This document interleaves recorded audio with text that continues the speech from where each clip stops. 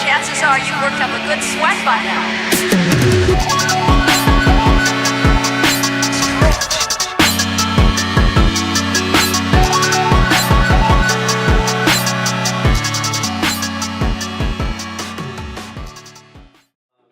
We're just gonna get right into it. Okay.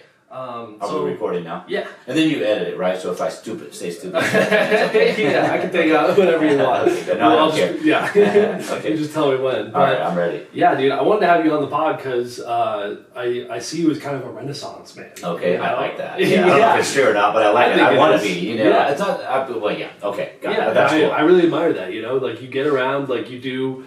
when I knew you in high school that you were a business owner, Yeah, and I would come into the mug Yeah, but I remember all the time. when you came in, yeah. Oh yeah, and that was really cool, and that actually like made me want to go into business school so I could learn how to open my own. Oh, is that right? That's really cool. I did, yeah, I like yeah. that. I like at the that. time, yeah, and I still might do that someday. I don't know when, but well, I like it. And the topic of this thing is like it's stretching yourself. Yeah. Right? So you can do that later in life. That's what's one of the things that's beautiful about the world today. It's like you can do something for 4 years and then do something else. Exactly. You know? It's not like back in the old days where you had to you get your degree, you doing that, whether you like it or not, you work the same stupid job for 40, 50 years, retire and die. You know, like you can do so much now. Exactly. And I think that's really cool. Yeah, totally. Yeah. So walk me through like some of your career before and like your schooling before you opened. Okay, I will. Now let me back up a little bit. When Okay. I used to see you at you'd come in with the church group and all that, you know, and I thought you were a good guy, a cool guy. But I thought when I heard you were, I never talked to you too much after this, but I heard that you were doing comedy. I thought that's really cool. I love that, you know, because that's like. It's non-traditional, but like, you know, I was like, that's cool, a Christian comic, you know. Yeah, totally. And, which is hard, I thought that's tough, but I thought that was really cool. So I was glad to finally see you, you know, perform. Yeah, that was great. Chef died. That was such a good show. That was hilarious, and he was hilarious. Man, he was he so crushes. funny and all He that. crushes, Yeah.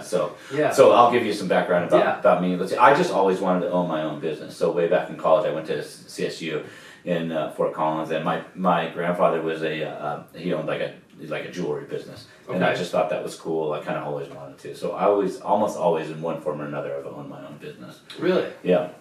At CSU, I started up a little cleaning business because it was the only thing I could do without any money, and just started it up, and I did that. You know, what kind of like cleaning like houses and stuff? Yeah, okay, and also in Fort Collins, cleaning like apartment buildings. Like I get a contract with an apartment building, and we'd go crazy when school got out and clean 50 apartment buildings, and I'd hire whoever I could for a little while, you know, to get no way. And they were trashed. They would trash them, you know, like college students do. Oh yeah. Like, oh man, these guys are so dirty.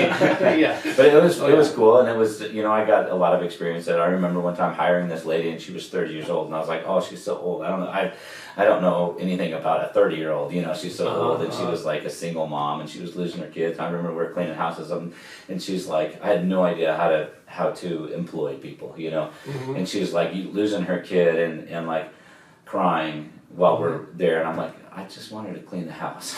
I don't want to hear your story. I don't know. So I kind of learned how to like be a boss, you know, back then, and you know, those kind of things. Yeah, and you were young too. Yeah, I would have been very early 20s, you know. So wow. So to me, a 30-year-old back then was like an old lady. Right. Yeah. No, I get that. Like it's difficult because like where I work right now, I work at a warehouse, and we supply like parts for the aggregate rock crushing industry. Okay. And one of the guys that I'm technically his boss, like, I'm the parts manager. He's shipping and receiving. Okay. Yes. He's 40 and he has 2 kids. Yeah. And so I have to learn how to like navigate like how to like approach him and It be is, like, yeah. It's a whole this. different skill from where I am now, being Yeah. the baristas that I've been hiring since I was just a few years older than them. To now I'm like old enough to be their dad. I'm gonna be like old enough to be their dad. I know, yeah. Just ridiculous. But it's a whole different level, you know, where you have a little bit more automatic respect, you know what I mean? Whereas in your situation, it's like it's just a little more difficult because you don't have that. Yeah. But it's great practice, you know. My kids get to do that because my kids are like me. They own the axe throwing place downtown, and then the bar that I work at night, and so it's just great for them. They're young. They're probably your age. Do you know my kids? Yeah. Yeah, I was thinking so. And they, they're learning that now too. That's so great. It's really cool. Yeah, it's a cool thing that you've been able to pass on and like. Oh, it is really cool. Keep And that's what they're kind of entrepreneurs stuff. anyway. Oh, yeah. So, but they're doing so much better than I did. Which is cool. That's what you want for your kids. You want them to do better than you did. So. Yeah, for sure. Yeah. So you started with the cleaning business. Yeah, right out of college. Yes, and then I got a business degree from CSU. Okay. And so. By the way, that didn't help me that much. So that's actually why I switched majors because I went to Ames originally for business, and then I took a semester off, and then went back to UNC for English because I wanted to keep pursuing comedy, but I wanted to have a college experience and a degree to help me in the professional world, Yeah. And English was the thing that I was like, I could probably. Do this, Yes, I get that. And I was like, I saw so many businesses where I was like, I don't feel like I need, I'm not going to corporate business. Right. Yes. If I want to open a small local thing, I don't think. Yeah, you don't need that. And I tell people sometimes that people will ask me every once in a while, did that help you so that you do the businesses now? Yeah. I'm like, there's 3 things that I could tell you, and I don't necessarily need to get in them, but that I learned from business school. But go ahead. You can learn. Well, I mean, they're kind of dumb in a way. It's more the point of I didn't need it. I could have learned them other ways. They're very helpful things, but I got a marketing degree because, it was the easiest thing I could do. It's I picked the easiest one because that's a little more creative and that kind of thing instead of business management or finance or something Marketing, like that. honestly, is probably more valuable than a business or finance in today's world. Yeah, but I have a marketing degree, and one of the worst things I'm at is marketing. It just is. So. Yeah. And you find out there's some things that we're naturally good at, and one of the things I wanted to do was graphic design and stuff like that. Okay. It turns out I'm just shitty at that, which is okay, because there are things that I can do. Right, exactly. And you gotta. I'm very creative, but I saw people that were really good at graphic design just naturally, and I was like, well, I have to do this, and it's hard work, and it's not that great anyway. So I'll do other things, which is great. But I do, I'm very creative. It's just my own way, I totally get that. In a different way, and we have our either gifts or whatever you want, talents or whatever it is that you. Absolutely. Yeah, and really, because I don't use my English degree in the profession, but really what it taught me was the discipline that it takes to follow through on those years and the social aspect. And the social aspect is big too. Yeah, so that. Oh man, we wouldn't want to get into it, but college is really something these days. Getting into debt, thousands of dollars for something that you're probably not going to do anyway. You know, because I was saying earlier, people will do something for 4 years and do something else, or a lot of people that work for me, they got a exercise and sport degree, just because in high school they like sports. Right. But you move on to other things, and so then they've got this degree and they realize, well, that's not really, but I just like volleyball. So I don't know. I just have a lot of opinions about college. I think college can be great. If you're going to be a doctor or something like that, you got to go to college. Sure. Absolutely. But you definitely, to own your own business, you don't have to have a business degree. But that discipline that it took to get the 4-year degrry is good. Yeah, absolutely. Yeah. And like I said, there are a few things I learned, but one of them was. This is stupid, but if you match a man when you shake their hand, it's like you a strong firm handshake. With a woman, you match theirs.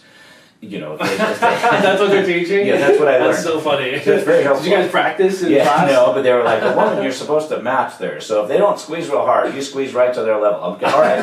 That's good advice. I was like, if I was in a Mad Men in the 60s, what is this? Who thinks that way?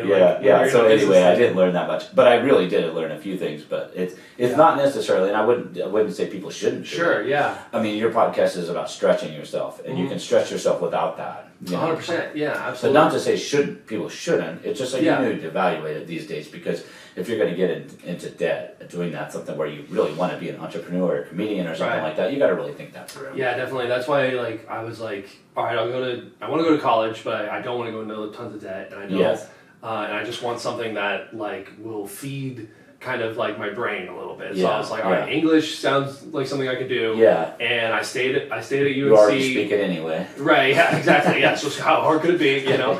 And I just stayed local. I stayed at UNC and like I was close to home. Yeah. I saved a lot of money that way. I still have some loans, but it's like nothing compared to what I could have gotten myself into. You know what I mean? Yeah, like, for sure. Yeah, and then you got that business. It's always good to have that degree. Yeah, you know, 10, 15 years ago, I would have been like, yeah, you need to get that degree. But I just think the world's changed. 100%. You know, COVID made it more so. Yeah. You know, and it just like. It just depends on what you're going into. But Yeah, if you're totally. going something really general, I don't think it's like, it's not a necessity. Honestly, like I've been out of college for almost 5 years now, and over 5 years, and really what I've learned is that like you'll be rewarded for hard work over everything. Yeah, like, yes, I do remember in business school they tell you the main thing that you're going to get out of your degree is just what you're saying. Yes. You know, and employers want to know you can stick to something. Yes. Which that's true. Yeah. You know, so it doesn't hurt. no. Yeah. But if it costs you $100,000, it's probably not worth it to show people that you can stick to something. Yeah, you know? definitely. But anyway. So like, where did the coffee inspiration come from, and like the blue mug? Yeah. Okay. So I've always been to the topic of yours. I've always been the person that will just jump. You know. Okay. To me, I think that I've looked at it for quite a few years, and I remember the first one, the coffee shop that I opened up when I got here. Yeah. I remember thinking because it was a big risk. It was a big risk. But Why was that a big risk? Well, because I could have just got a job. I had a business degree. I could have got a job that actually paid money. And this was I was going to put, which was a very relatively low amount of money to start something up, but around $50,000, buying all the equipment and all that. Yeah. You know? And I'm going to open up this coffee shop, and it used to be a Starbucks, so probably people will come. But Sure. I don't know they will. Right. You know, when I opened up, I was like, okay, let's, you know, I remember finally getting it open, like, well, we'll see who shows up. And I think the weekend there were a lot of people. It was slammed. I was like, okay, Monday morning, and then Monday morning came, and, you know, it was 7 and 6 o'clock, whatever, nobody showed up. I'm like, oh, fuck. Yeah. Starting to panic a little bit. Yeah. So, like, but all you have to do is hope. You have to just be consistent. But I remember thinking, I think this is one of the important things, is if you think you would rather try it and fail than not try it at all and wish you had. 100%. And if I'm at that point, then I'm going to jump. You know? 100%. Yeah, totally. Yeah. I totally agree. That's how I feel about pretty much everything. Yeah. I would rather just see what happens. Yeah. And if I feel like I'll recover, you know, Yeah. I can come back and I'll just learn something. It's a great way to live life. Yeah, 100%. Yeah. Yeah. So where does were you always interested in like the coffee shop world? Not necessarily. So the cleaning business, I was going to do that and turn it into franchises and all that. And how long did you do that for? Maybe all through college for the most part. Okay. You know, and then a few years after. And like I said, I was going to franchise it. I was going to build it up into this big thing. And I don't remember how I got out of that, but I did end up working for people for a few years. Then I sold a house that I had bought, and bought another one, and I had some extra money, and so I was like, I want to take this money and get a business. I didn't know what it was, you know, but food was nothing that I was ever interested in at all. So the idea, when I found this, and back in the olden days, you know, you look at ad in paper for businesses, you know, they had businesses for sale section. There was no Craigslist, there was no nothing like that. So that's what I looked in there, and I saw, you know, this bakery that was for sale, and I was like, I could do that. I could afford it from there, you know. So I talked to the guy and I bought it. I don't remember how much it was, but it's like maybe $10,000. And he just had clients, and it was basically a cookie and brownie. Is this in Greeley? No, this was in just outside of Boulder. Oh, okay. Yeah, and it was like healthy cookies and brownies and stuff like that. I knew nothing about baking, nothing at all. and when I told people, they were like, "That just seems weird," you know, because like now it's like I'm food service, you know. But then it was very random, you know. I hadn't done anything like that. I was working for some place in Denver, and I just didn't like it. I've always been like, ADD doesn't help. But like, I couldn't show up on places. I got fired from jobs because I didn't show up on time, and you know, in high school and all that. They were like, if you do that one more time, Arthur, you're a really good employee. But like, if you show up late one more time, we're gonna let you go. And I was like, I don't think I believed him. So I showed up late, and they were like, sorry, you're not working. I was like, oh, that dumb. sucks. Yeah, that's so dumb. Yeah, but you know, so I think for a lot of reasons, my personality just fit better to do my own thing. Yeah, you know? 100%. Yeah. But it's a harder road sometimes. Yeah, you know? absolutely. Comedian is a harder road, huh? Yeah, you're the only one getting you out of bed in the morning. You know what I mean? That's right. And as a side note, I think being a comedian is one of the hardest things to do. Like I play music now. Yes, I do. I'll tell you why, because when I play music, I'm playing covers, but even if I were playing my own stuff, it's like people, if they're not listening to me, that's fine. If you're a comedian and you're standing there, you need people to listen to you. Right, yeah, exactly. And you gotta like somehow connect them, and I think it's really, really difficult. Yeah, it can be, for sure. Yeah. I mean... So hats off to anybody that is a comedian, because I've seen some really bad ones where they even have the audience. I'm not making fun, and you can't... No, you can, they don't go air it out, yeah. And that happens to everybody, even even amazing. They're trying jokes and all that. Exactly. But there's a lot of failure involved, for sure. That's more than anything. With me playing music, there's not that much failure. I might do a song that doesn't go, but nobody's really listening anyway. Right. You know what I mean? Yeah, and you can fail while you're practicing. But you can master it and then present it. And like in stand-up, like you can write as much as you want, but you still have to see how it plays in front of a live crowd. It could be just as funny and as heck, but or whatever. It should be very funny, but if it doesn't flow, and then you got to get just the right way to. And I know that's why people work on jokes at some small audiences and stuff like that, and all that. Like the big comedians will do that. Oh yeah, totally. Like there's always the practice rooms, and then there's like the rooms where you present finished. And I don't know enough about it, but it makes sense that there would be. Totally. So like all that stuff at the Moxie that I did, that's all stuff that I was like, I know this is because you're going to it's more polished. When I say it this way, it works, and as long as the delivery is that way, then it's gonna as long as I didn't get heckled or anything that night, then I was gonna be fine. I kind of everything was set up so nicely that night. Like it was full. Like everyone was on board. Like my hosting intro went well. And like I've done other shows at the Moxie where. Like it's not as full. And that doesn't help, does it? It's just you don't have the energy of the crowd. Right, it just doesn't, and like they can kind of sense when you're uncomfortable and stuff. And then you crash, because it's like a cycle. It's possible, It's not saying you do, but I mean, it would be very easy to do. Definitely. Because, it's more like because you get a little bit of energy that wasn't funny, and then like, oh, shit, I hope this next one is funny. Exactly, you got to stay in the pocket. And then you start to sweat a little bit, and then it's like. So I think it's one of the bravest things that you can do. Honestly, I really do. That's why I admire it when I don't know if we talked about this yet or not. I think I did. That I think it's great that you're doing that. Thanks. I think it's really good. Even if you don't always do it forever, man, you always did it, and I think that's really cool. 100%. Yeah, and the great thing about it is like.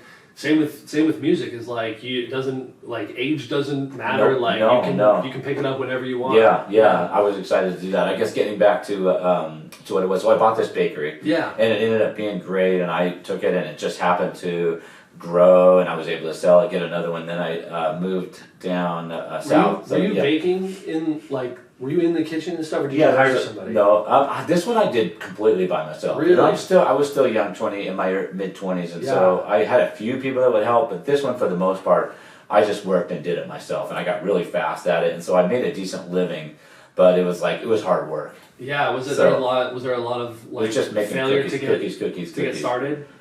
Like there sure was. There is with anything. Yeah. I mean, it's been so long, I'd have to think about it, but I could tell you anything that I've started. For one, when I started, my most recent one was a brunch place. I knew coffee, but what I've discovered is that every industry, even if it's similar, is very different. So and I knew I don't know anything about cooks. I know baristas. In this college town, so you can hire baristas. They're going to be some of the cream of the crop. But no offense if anyone's listening, but cooks can be kind of shitty. Totally. They're just a whole different group. But if you get a really good one, I need to smoke a cigarette every 30 minutes, or I'm going to bite someone's head off. Yes, or if they get pissed off, or they broke up with or their girlfriend broke up with them, they're like moping around. They're just like, it's a whole different group. And if they get pissed off, they might just leave.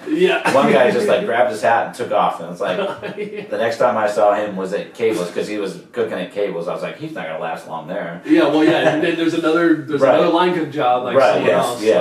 So I had to get used to that, but it's not just that. I remember when I started this last one, I was like, I know it was a big risk, I put a lot of money to get it started. But the other, $50,000 was nothing compared to this one. So this was totally a different situation. And I was like, I don't know anything about this, but 2 years from now I'll know how to do it. And now I do, Wow. But there was nothing but real risk, For the brunch place? Yeah. Oh, wow. And at one point, so I told myself, there's going to be times when I wish I hadn't done this. And that's kind of when you go into something, you need to go into it knowing that. Yeah. Where it's it's a big learning curve. Yeah, and then you hit that wall. Yeah, and if you've already committed yourself, then you keep going, you know, but maybe some people, and there's nothing wrong with quitting either. If it's the right thing to do, then you try it. You know what I mean? I've seen that a lot of times restaurants don't work. And mine, it shouldn't have. I really didn't know what I did. But just, I would say, luck, the grace of God, you know, and all that is the only reason that I'm still doing it. That all of that, but also like all the years of experience that you've absolutely that helped. Like, you've run these other businesses, and then you knew to pick the Centera area. Yes, I did. Like you were strategic and smart. So about all it that's true. Yes, you're right about that. And I already knew like a quarter of the business because I knew baristas and servers are similar and things like that. But I didn't know how to build that thing, so it cost me way more than. Like it just skyrocketed, and it was COVID too. So I was. Right. I mean, basically, you can swear on this podcast, of right? Course, yeah. I remember sitting at a well, it was Cables, and I was talking to a couple people, and this is what I said is because it was just astronomically going up. You know, every month, basically, the contractor was like, "Look, I'm gonna need another $125,000 this month." Oh man, that's a lot of money. You know? That's so. I was like, before we got started, because I didn't know what I was doing. I just like. I didn't have recipes, I didn't have any of this stuff, and I was like, I just fucked myself in my old age. Like I was doing good, and then all of a sudden, like, So going back to that thing, and I remember, like, I told myself, there's gonna be times where you wish you hadn't done this, but I really kind of wished I had. You know what I mean? But it was that same thing where like I felt like I'd rather do this and fail, and then not do it and try. So totally. So I'm really happy, and then it was like this, and then it kind of gradually through really hard work, and I'm telling you, really hard work, you know, of making hard decisions of like, okay, I can't lose $30,000 a month, so I have to fix that. You know what I mean? Right. Like, and how do I fix that? So very, very, very, very difficult things. What were some of the adaptations that you did to get out? With restaurant business, the owner lives on little margins. Right. That's why restaurants are difficult. So if you don't have your food costs just right, or your pricing just right, this is the thing I learned in business school, and I think this probably applies for a lot of different things that I said was actually helpful. It's the 4 P's of marketing: your price, product, promotion, and place. I think is what it is. So it's 4 P's. So your price has to be just right. Yep. Your place has to be just right. You mentioned Centera. You know, if I'd have picked a different spot that wasn't good, not Centera, but Centennial. Whatever. Center place. Yeah. So your place, your product has to be just right. You know what I mean? You can have the pricing could be just right and everything like that. I don't think there's anything else like it around there. No, you're right. But people will go to like brunch. They'll go to brunch too, anywhere in Greeley. You know what I mean? Fair. But also like that area, like it's a good. It wasn't saturated with another brunch spot. Right. Yes. And it's a popular area. So that's important. In restaurants, they say place, location. Yeah. And obviously, it is important. Totally. You know, but let's say I had all that right, but my prices were too high. Then nobody shows up. You know what I mean? So those 4 P's, you have to balance those all, and they all have to be perfect. Yeah. And if they are, then it's going to work. So I think it was really taking those things and being like fine tuning it, because I mean really the margins in a restaurant are like very small, but you can either make a lot of money or like lose money. So it's a restaurant business is probably more like that than anything, because your costs are pretty high, labor costs are pretty high, and all that kind of thing. Yeah. So I always heard this before. Even a successful restaurant can be losing money because you don't have all that right. Yeah, totally. Like you're too much labor, whatever. You know what I mean? So once I learned all that and made hard choices, saying sorry, this is the way that it's going to be. To myself, I was like, it's the only way we're going to stay in business. You know, then it worked. So wow. So what's like some of, as a business owner, like what are some of like the hurdles that you face every day, and then like what's some that you just do like once, and then it's like, you know, like the big hurdle of like, oh, I'm buying this location or whatever. But then I'm sure that there's like the big ones that get you where you need to be, and then I'm sure there's something every day that you have to like that's a good question. I've never think about that, but I think first of all, when I opened that one on 35th, they didn't know, because I just moved here, and they didn't know me, the owners of the building. They didn't know. I know the Roaches now, they're great people and that kind of thing, but they didn't know who I was, so they were like, asking me all these questions about like me, you know what I mean? And I was probably younger then. I was, maybe a little younger. I don't know. Whatever the case, it was like now they probably walk. You know, now that I'm an old fucking man, you know, they feel like that guy knows, yeah. but they were questioning me, you know, Sure, and I didn't tell them this. Or maybe I did, but I remember thinking that one thing that they don't know me is I will work really fucking hard. Yeah. Every day to get this done, you know, and I will make sure that it works, you know, and I did. Yeah. So stick-to-itiveness for an entrepreneur is probably the biggest thing of all. Yeah, 100%. You just every day you show up, you do your thing, and with anything in life, showing up, sticking to it is like, you know, if you want to, like if you want to lose weight, if you want to get strong, if you want to do any of those kind of things, it just, let's say I've heard that just choose discipline over motivation, because motivation is like disappears, but discipline you just keep doing it. Do it anyway. Yeah. Yeah, definitely. So I really try to do that, you know. Yeah. But life gets in the way because life is difficult, you know. Yeah. So life is difficult for anybody. So yeah. You're gonna have shitty days. You're gonna have. I mean, I don't know if you go through a time in life where everything's easy. Maybe every once in a while, but there's always something. You know yeah, what I mean? I think yeah. I mean, I'm 28. I'll be 29 in December, and like just. Over the last like 5 years, I'm just always like, you know, I kind of reminisce like about the year before, and I'm like, man, I had it so easy, you know, like, and then it's like, and maybe it didn't seem that way at the time. Right. I don't know, but but it's like, yeah, you're right. There's always like, there's always an obstacle. Yeah, you know? yeah. Have you do you know Ryan Holiday? The author? Yes, Yes, I've read several. Obstacle is the Way. Obstacle is the Way, yeah. Great read. Yes, it's been a while since I've read one, but I have read that one. And it's just that idea is, right, yes. Of like, the only way out is through. Yeah, you know? okay, yes. And like, the thing that you want is on the other side of that's this big obstacle. Yeah, that's good.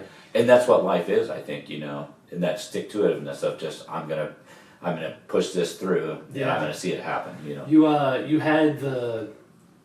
had two other locations for the Blue Mug, and I don't think you have any. No, there's only one that I don't have anymore. It's down by the campus. Yes.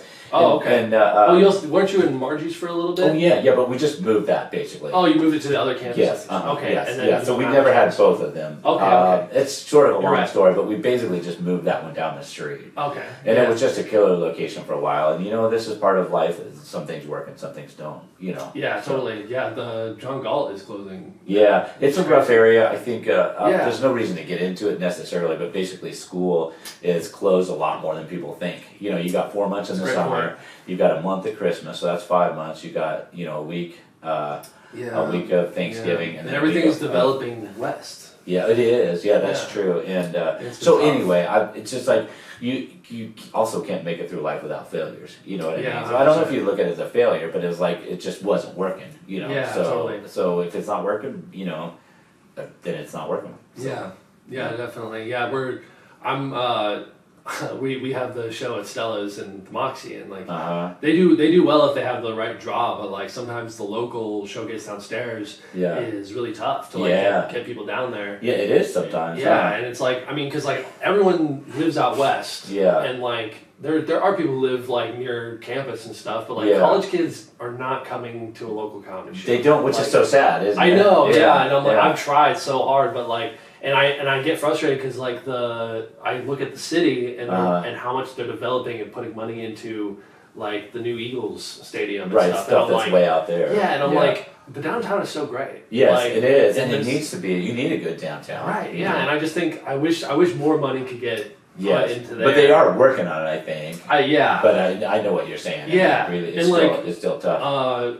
Our friend at 477. Matt, like he's doing well at 477 downtown, and like I think, but he's built that like off of like the community that he's built. Yes, he's great. Sure. He's great. I was talking about how I'm not a good marketer. He's a good marketer. We all have our things, you know. What I mean? Totally. But he does great with that. It's impressive. And well, both of you, I think, have like, you know, you're trustworthy business owners who have like built a community. You know, I think that's true that I have. You know, so the Blue Mug was like a community spot for me. Like, and especially in high school when I was going there with my friends and stuff, and like that's why I continue to come back all the time because like I like seeing and my friends would work there. Like Jana was working there. Like, I would love seeing people there, and then like also I get to hang out with. That's friends. What I love about coffee shops, and I do feel lucky, blessed, whatever the word is, that to have those things because I mean it took a lot of work and all that kind of stuff, but all of life is it's a mixture of luck and those kind of things too. Like I.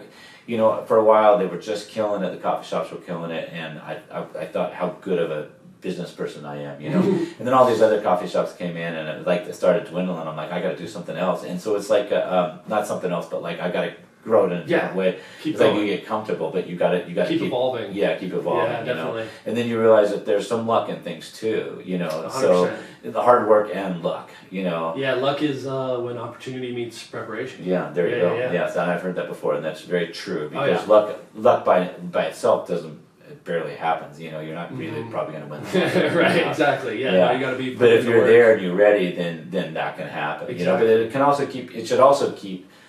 It's a good idea to stay humble, I guess is what I'm saying, because there's still that involved. You know what I mean? Then COVID happens. Yes, like, exactly. Yes, we're not immune to other factors. You know. Yes, so where does like motivation come in for you for like the physical stuff, the fitness stuff that you've been doing? Like you run a ton. Yeah. You climb mountains and stuff. I want to be a. Have you always been this way?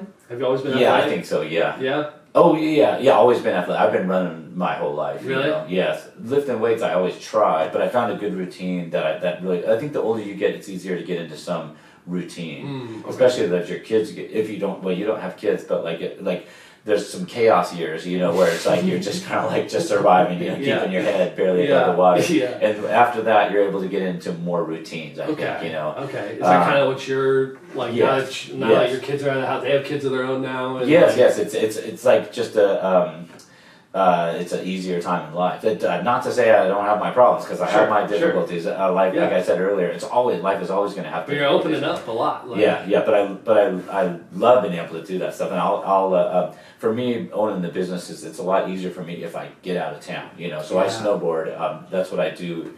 Every Thursday, you know. Really? If I can, I'll go up. Well, not now, but in a month or so. Yeah. So I'll go up. I'll go up, stay, you know, up in Keystone, stay the night. Like go up, ski for a few hours, stay the night, and then ski, and then come back. Nice. That's what I like to do, you know. And so this year I was climbing mountains because when snowboarding season in, I'm like, well, it's really good for me to get away, you know, because if I'm here, I end up working on business stuff and that kind of thing. Yeah, so totally. It's huge to get away. So I started climbing mountains this year, and I've done that plenty of times. Like I used to do it all the time, But yeah, so you mentioned the Renaissance Man. I don't know if that was on there or not, but I really like the idea just of having a lot of different stuff that I do. You know what I mean? If I do it, I want to be good at it, but I don't have to be the best at it. You know, but I just want, like, I love getting better at stuff. Yeah. There's one thing I hate doing is lawns. I hate working on lawns. You know why I discovered this? Why? Because like I can pick up the fucking leaves, and then they're just back in a week. Yeah, and all you're doing is mow it every week. You don't get better. No, you just do it. Maintain and I love it. I see people walking out and they have these perfect yards and they're working out for their hours. It's just maybe when I'm older it'll be fun and I can just like maintain and that'll be nice. But for me, I hate it. I want to grow. I want to learn more. Totally. And so snowboarding, I always get better. Every year I get better, you know. Yeah, totally. And so or getting in better shape or whatever, you know. So that's what I've discovered that I really like is getting better at shit. Yeah, 100%. That's what we're all about here, baby. You know. What's like a good mountain for someone that doesn't always hike mountains? No. It's just so many great places to hike around. Okay. Here. Yeah, for sure. Trying to do one of those mountains, you got to at least the 14ers are even. I mean, some of them are fairly easy, but there's none of them that are easy. Sure, you know, because you're that last half a mile. You know, half a mile is not very far, but it seems like it because you don't have any oxygen and all that kind of thing. Yeah, definitely. Yeah. So I usually run any flats and run what I can up hills and then run the downhills. So I kind of cruise through them pretty fast. Damn. Yeah, that's crazy. It's fun. I used to run 100-mile races. I don't know if you know that or not, but that's wild. What does that look like? The one that I did it 4 times. I lived in. I mean, I didn't live. I went there. It starts and ends in Leadville, and which is already like 11,000 feet or something like that. It goes up and over passes. You start at like 4 in the morning. You got a headlamp. You run around a lake there, turquoise lake. Run up in the mountains, and you run all day long, and then you run all night long and around, you know, sometime the next morning you finish up. Yeah. That's insane, bro. So that's where I get my stick to itiveness, I think, you know. It's like, the running? Yeah, well, no, I don't know if that's from it, but I love that kind of thing. You know what I mean? Where you that just takes so much persistence and like that mental fortitude. You just stay one foot in front of another, and that's a good lesson in life too. Yeah, you know what I mean? Yeah. Because you're like you're you hurting. Can't plan it hurts like steps down. Sometimes it hurts like hell. Yeah. But you're just like one foot in front of another. One time I forgot. I forgot to get, because I have ADD, so I was terrible at planning ahead, you know, for these races. So I forgot to put on chafing stuff. Oh yeah. You know, like you get chub rub, they call it, you know, and like between your legs. If you don't do that, you start sweating, or if it gets wet, whatever, you get these bad. You know, it hurts like you know, it's bleeding. Yeah. And so at 25 miles, I realized, you know, I don't have that, and it's really hurting bad. But I had to wait until the next aid station got some, and I thought it'll be better, and it never did. So for 75 miles, it just hurt every step. It just was like rubbing against like the sore, and and it just hurt like hell the whole time. Like, because I know sometimes people have stuff in their bags and stuff. Are you allowed to like ask another? No, it wasn't that I didn't have it. I had it, but it was too late. It already hurt. Oh no, it was already bleeding. So just every step, and that's just like one thing. So just every step for 75 miles just hurt like hell. Oh my god. But dude, I think that's just a great analogy for life. Yeah, you know what I mean? 100%. You just that stick to itiveness. If you do that, then you know when you're at 99 miles. And you just realize I got one more fucking mile to go, and I will have run 100 miles. You know what I mean? That's so crazy. Yeah. So what a cool achievement. Yeah, it is. It's like when you realize you just did that, and there's that's not going to ever be taken away from you. I'm starting to think David Goggins is kind of a pussy now. yeah. That's crazy. Yeah, he's like I ran 100 miles. I'm like, so did Art Long, dude. Yeah. Like, measure up, bro. That's crazy. All right, so do you have, what are some of your goals for the future? Do you have anything you're looking forward to right now? Well, I'm kind of like, no, but I'm open to it. So right now, let me, because that is a great question, but I'm not sure that I want to get into like huge. Sure, yeah. There's something to being happy where you're at. What's that? Is there something happy where you're at for sure, but is there just anything that's like, you're interested in right now, or just anything that you're... I'm interested in everything that I'm doing. Yeah. So I want to keep getting better at the stuff that I'm doing. I'm going to, I have a goal to climb all the 14ers, which I've done most of them. So really? That just started up. How many are there? This year, 58 of them. Yeah, so I've probably put 30 some, but I'm starting to like keep track. I used to just climb them, and it wasn't really keeping track. So so that's a goal that I have in the next year. Like maybe next year I'll be able to do. Some of them are really difficult, you know, and sort of dangerous. But as long as you're careful, you know, they're fun. Yeah, totally. So you just go it, you know. You got to be willing to turn back if the weather goes bad or something like that. Yeah, totally. As long as you'll be back. Yeah. So it's like, Yes, you have to have that mentality. So that's a goal that I have. Nice. Business wise, I don't know. I think. I mean, you're already. A lot of times I'll wait. Cruise altitude. A lot of times I'll wait until I see an opportunity. You know, I'm still getting this one down. I think after 5 years.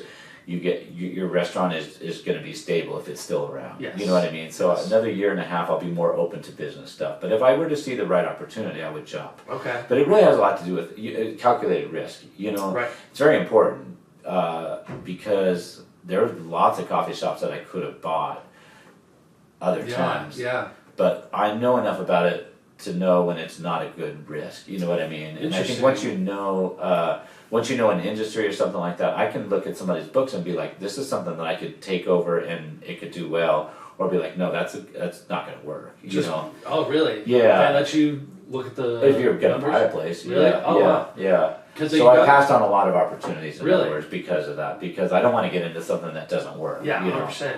What's something that you passed on? Well, one in Windsor. I forget what the name of it, but it was a coffee shop. They were selling it, and it's just gone out of business since. So. Oh, do you remember which one? No, but it was right off the Pooter Trail.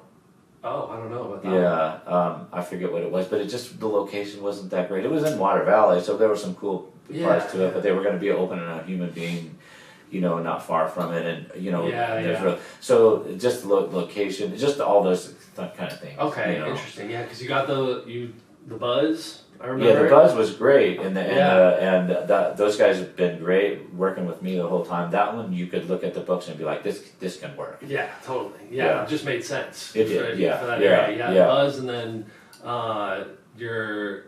the brunch spot and the 35th Ave, and yes, and they all do great, and they're all working great. But I think that's one thing probably that's important is not jumping at any opportunity because you got a calculated risk. Yeah. Anything can go wrong, but if you jump at something that you should know that isn't going to work, then it's not going to work. Yeah, so with as much knowledge as you have, you know, opening this brunch place, I really didn't know. I didn't know because there wasn't one before, so I didn't have any data, you know. Okay, gotcha. So that was a little more of a risk, I think. That makes sense. Yeah. Is there anything that stretched you out of your comfort zone recently? Like, it could be anything. Well, I don't know. Let's see. Let me think. Just sometimes I don't feel like doing shit. I don't feel like getting up and going work out. I play guitar for an hour every day, and it's just, really. And it's have you always just played guitar? Yeah, I was going to be a rock star in the '80s, and I don't know what happened. I had the hair and everything. So I don't know. I don't get it. Yeah. There's no books for that. No, they didn't have the internet, so I didn't know what I had to do. Dang. Had to go to the library. Yeah. So you so practice I played for a long day? time, but yes, I really want to get better at it, you know. So and it's just discipline, you know. Every time I pick it up, like doing it you don't want to every day, and a lot of times I'll do more than an hour, but that's like a minimum, you know. It's because I really want to get better. Every day? No, just as long as I get it in, you know. That's awesome. Yeah, and there are some days when I don't because something comes up or something like that. And if I'm playing tonight at Gentry's. Nice. And so I don't feel like I need to practice today, you know, unless I want to go over songs or something like that. But were you always the type to practice for an hour every day, or no? What's changed recently? My motivation was I really wanted to get. You just want to get better. I wasn't good enough to where I could play in front of other people, really. Well, I mean, I was at one point. I had a little band a long time ago. Yeah. But I got here and I decided I wanted to start playing again, just for fun, and I love it. You know, I do covers. I don't spend a lot of time writing songs, although I have in my past. But like, I like playing music where people know that song, and you know, like, I haven't heard that in years or whatever. Yeah. You know, so that's my thing. That's why I think it's so much easier in comedy because I'm playing other people's stuff and it's background. If they don't know the song, it's no big deal. You know what I mean? I don't have to connect in the way that you do. You know, it's a whole different world. But the first time I started playing again, I thought I was pretty good. I went to Patrick's open mic. Yeah. And I got up there and I just choked. I couldn't remember anything. You know, that's part of getting up. It's part of the process of getting up in front of people. So I feel like every time, like Gentry's is kind of late for me. I'll be real. It starts at 10. I was surprised when I started seeing you pop up on the Gentry's and stuff. I'm like, that's late, Art. That's at 9 o'clock. But you know what? I'm fine. It's the next morning because like I can't. I'm an old man. I can't sleep past 7. So I'll go to sleep tonight at like 3 in the morning or something like that. And at 7 o'clock, the old man wakes up. But that's okay. I don't mind. I look at it like it's great practice because there's nothing like playing in front of people, you know, to get better. So, that's great. So, I love so that. Even if it's later, it's like it doesn't matter to me, and it's fun, you know. Yeah, so. And I just love seeing like musicians, comedians, like anybody in Greeley who is like participating in the art scene. Totally, like, I love that. I just love seeing it. You know? I think it's really important to have all that stuff. Yeah, 100%. Yeah, because I've been going to Gentry's for a minute now. I would do the open mic. I would do comedy. Yeah. Patrick's and Gentry's have had the open mic for a long time. Okay, Gentry's used to be at the open mic used to be at the Jaeger. Because does Ben Pooh still run it?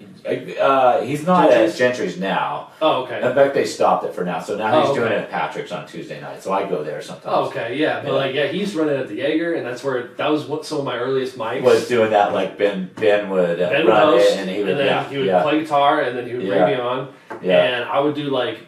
Back then, I was only doing like 4 minutes or whatever, but like Patrick's and Gentry's have both gone through cycles where they'll get a new host or they'll revamp the open mic. Yeah. And comedians will sometimes show up and they'll be like, you can do like 10 minutes or whatever, you know? And then they catch on really fast. They're like, you can do 3 minutes. Like, they catch on whether they're good or not? Is that what you mean or not? Well, they catch on to like, open mic comedy is terrible, and these guys show up and do the same jokes every week. It's hard at a bar because it's super hard. No, because they're like, for me, if I'm playing, everybody's talking. But if you're doing comedy in a bar for an open mic, that's just it's glutton for like it's no so one hard wants to because hear you. they're not right. They're not. No one You're wants lucky to if they're listening to you. So you kind of have to go in like, I'm going to do my stuff, and it may not go well, but at least I got it. To me, that's probably better because there's nothing. It's like it's going in like if you're trying to date people, if you're trying to pick up girls or whatever, it's like if you don't get out there and do it, right? You know what I mean? Yeah, it'll never happen. It's exactly. the same thing. Like if you don't just get out there and just do it. Exactly. You got to be around. You got to Yeah. get the rep. Yeah. And two things that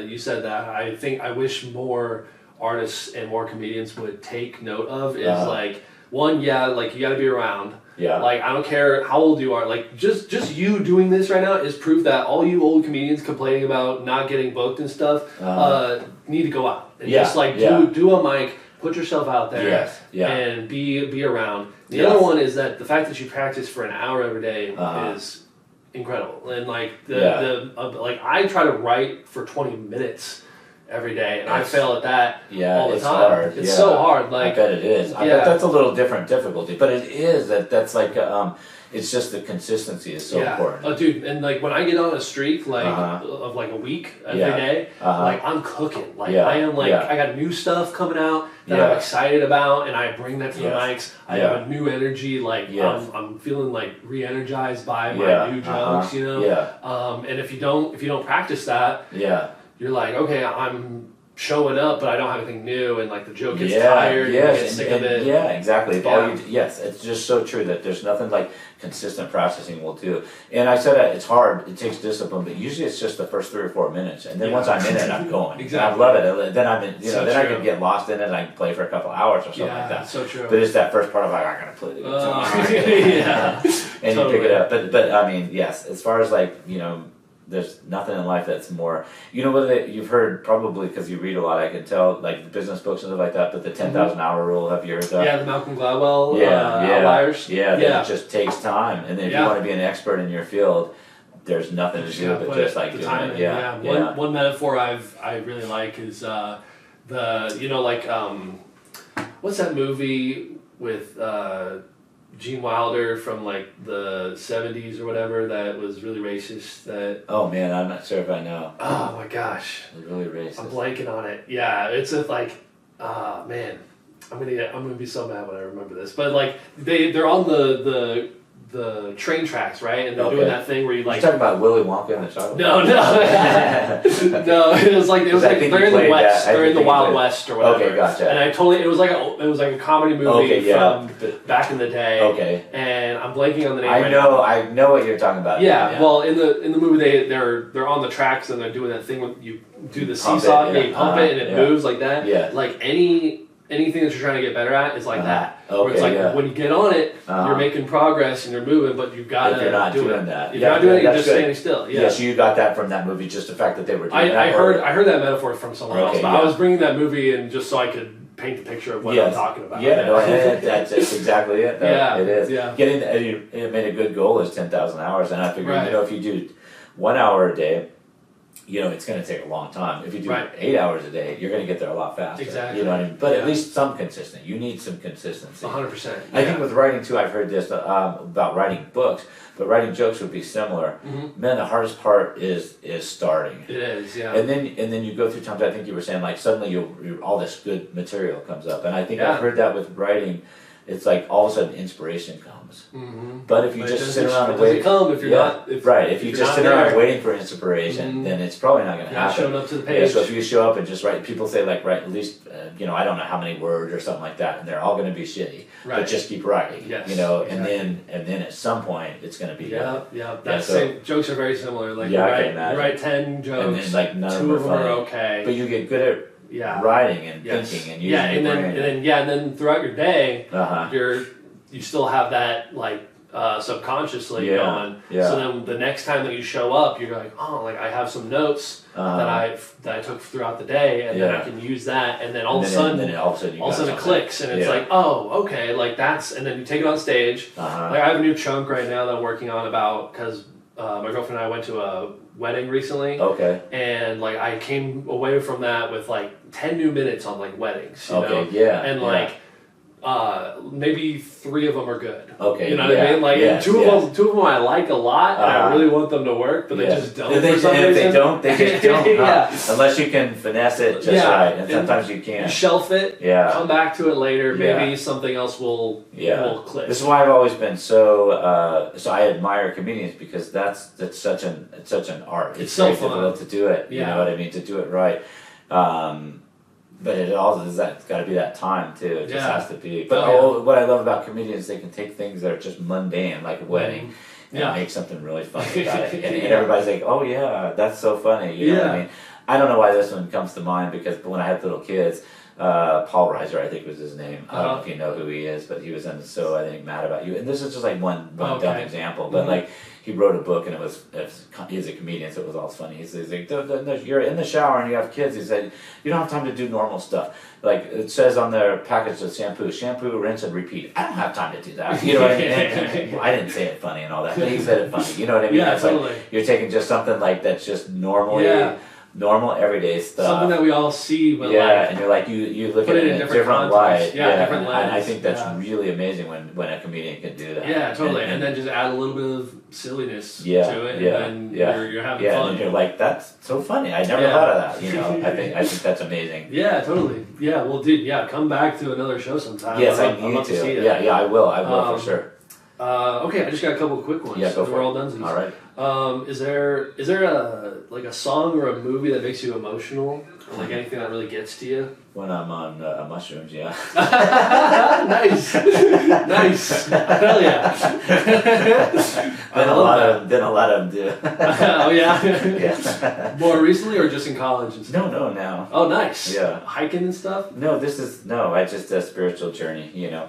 Wow. That's I don't do that's it for so party. refreshing to hear from your heart. Like it's because like, dude, like I couldn't like. There's a lot of people that like came that I went to church with and stuff that I would not be able to talk about that with. Yeah, you know what I mean? yeah. So that's refreshing. Well, I think they've been around. I don't think they've been around for millions of years. Yeah. And if you're careful with them, they've changed my life for sure. So wow. Yeah, and definitely changed the way that I view music and that kind of thing. You know, so. Was your first time like in college or recently? No, more recently. Really? Yeah. What made you?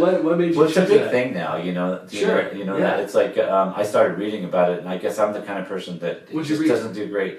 Oh, a podcast like Tim Ferriss and a lot of guys were talking about how like. I'm just not the kind of guy that can go through life and be like, yeah, that seems like amazing, but I'll never try it. You know? Okay, yeah. So to me, it's just not a party drug for me. You know what I mean? It could be, I would imagine. I've never done it at a concert or something like that, but for me, it's about opening up your world. In a different way. Wow, that's so cool to hear. Wow. Yeah. Yeah, I mean, then I could go on for hours. I know, I'm like, dang, we don't have enough time to get into all that. Yeah. But yeah, maybe. But I think as far as how that relates is like experiencing life. You know? Yeah, totally. Yeah, 100%. That's I really admired that. That's what I want to do. Is I want to experience life. You know, totally. As I'm getting older, I think I can live. It's one of the reasons that motivates me to lift weights and to stay in shape and stuff like that. Because I really am getting older, and if you don't use it, you lose it. They kind of say, you know what I mean. But I don't want to be that. You know, I want to There's an old poem that says, "Don't go gentle into the night." You know, like don't just give up. You know. Yeah, totally. So I don't want to do that. I love that, dude. Yeah, that's awesome. Who's someone you admire right now? I don't know. Let me think about that. Give me a second on that. Yeah, that's okay. I admire older people than me that are really doing something. It doesn't have to be super successful. Sure. But if they're living their life and doing stuff, because that motivates me. So when I see... How old are you now? 56. Okay. I think. Yeah. Right around there. You kind of lose You're the spry as middle hell. ones. Yeah. Yeah. When I see somebody up snowboarding, you know, or even just skiing, you know, up and they're in their 70s, I'm like, fuck yeah. That's awesome. Then it means I can keep going. Can keep doing that. Yeah. So that's to sweet. me, that's motivating. So that's sweet. Hell yeah. Do you have a favorite time of day? I get that you seem like an early morning guy. I was until I had a stroke, and now I'm super foggy in the morning. Shit. So that's another thing. I guess life throws shit at you, and you keep going. And you're so healthy. Yeah, you know? yeah. That's I was very lucky or blessed, whatever the word is, you know, that I didn't have any paralysis, and for the most part my brain is working. But because of that, in the mornings I'm super foggy, so it's not my it used to be my favorite time because I am a morning person. But I kind of gradually went to a night person, or I can do either. But so I guess because of that, I would say early afternoon if I can motivate myself to get going. Totally. To really be, because I've got to take those times instead of the mornings to really be productive. So Okay. Nice. I just wanted to like, yeah, we're good, because I think they close at 5. Yeah. Very cool. Is there anything that you're watching or reading or listening to right now that you would recommend or that you're interested in? Oh, I happen to be reading the Malcolm Gladwell book, but it's more just interesting. It's not. Yeah. So, Which one? It's Revenge of the Tipping Point. It's Revenge of the Tipping Point? Yeah. Oh, so he has a tipping point. point. Yes. And it's not necessarily that I would suggest everybody read. Sure. All his are very interesting. Yeah. Just because it's like all these different things that he hadn't thought of. Yeah, he Malcolm Gladwell type book, like the science study books, like those are fine for me. I enjoy them, but after a while, I'm kind of like, okay, I get it. Yeah. But yeah, I like those kind of books. I like business books. I like self-help. I like memoirs. Yes. Yeah, I like all those too, and I think for some reason I get in stages, and I'll listen to podcasts for a long time, or I'll listen to. I try not to do too much TikTok, but you get it's addicting. It is, yeah. Because you get a lot of good stuff. I know, but, I mean, I see a lot of you exactly. I see a lot of people fall off bulls, like bull riding, and motorcycle accidents. yeah, totally. What podcasts do you listen to? I listen to Tim Ferriss and just a lot of those guys. Have you read How to Change Your Mind? Yeah. Ron Stamos, right? I think. Phil something. How to Change Your Mind. That's for psilocybin, isn't it? It's all about. Yes, I have read all that. And then I think there's a documentary on it too. Yes. I think, which Yeah, sure. That was a good one. I read in. It was a good one. Yeah, we should talk about that whole thing another time. Definitely. It's pretty cool. Okay. Very cool. This comes out, I'm going to put this out in like mid-November. Do you have anything you want to plug right now or any regular spots or anything? No, I think that I just enjoyed our conversation. I've always respected you because you went out and did something that like a lot of people don't traditionally do, and I don't think you'll ever regret that. Likewise. So, man. Yeah. Very cool. Well, thanks, Art. Thanks for coming on the nice talking with you. Yeah, and we'll see you next time. Can we just look at the camera? Can we tell them stay stretchy? I don't know what the fuck you said. You said stay stretchy. Stay stretchy, yes. Oh, that's what you do. Stay stretchy. Yeah. Yes. Stay stretchy. I get it.